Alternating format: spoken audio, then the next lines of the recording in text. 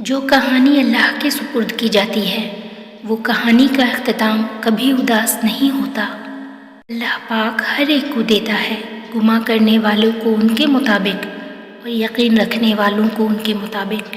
اتنا یقین کیسے ہے؟ تم نے وہ آیت نہیں سنی؟ ان اللہ علی کل شیء قدیر، اور بے شک اللہ ہر چیز پر قادر ہے۔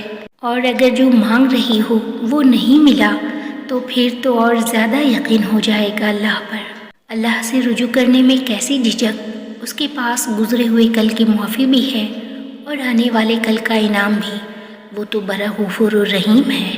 اللہ جب کوئی چیز دل میں ڈالتا ہے تو کہیں نہ کہیں نصیب میں بھی ضرور رکھتا ہے۔ اللہ نہ چاہے تو تم چاہ بھی نہیں سکتے۔ اللہ دل میں طلب اسی لیے پیدا کرتا ہے کہ تم دعا کے ذریعے اس چیز کو حاصل کر لو۔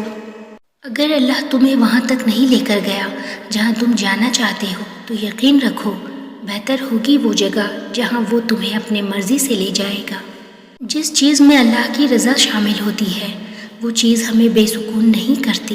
جب بے وجہ توڑ دیے جاؤ تو سمجھ جاؤ اللہ تمہیں اپنے قریب لا کر جوڑنا چاہتا ہے۔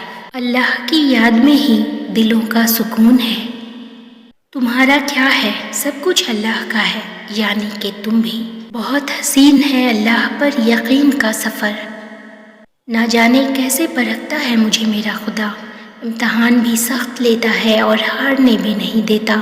دلوں کے حال سوائے اللہ کے کوئی نہیں جانتا۔ بہت اچھا لگتا ہے تجھ سے مانگنا، اے رب ساری زندگی کسی کا محتاج نہ کرنا۔